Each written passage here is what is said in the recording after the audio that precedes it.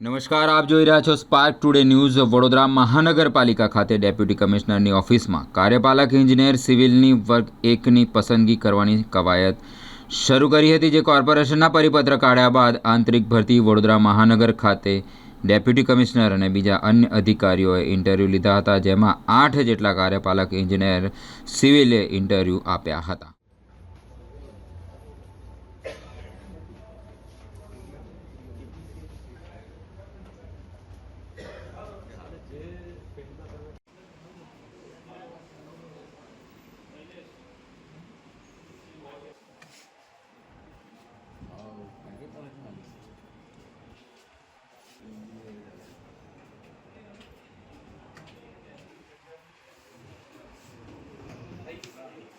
नहीं यार,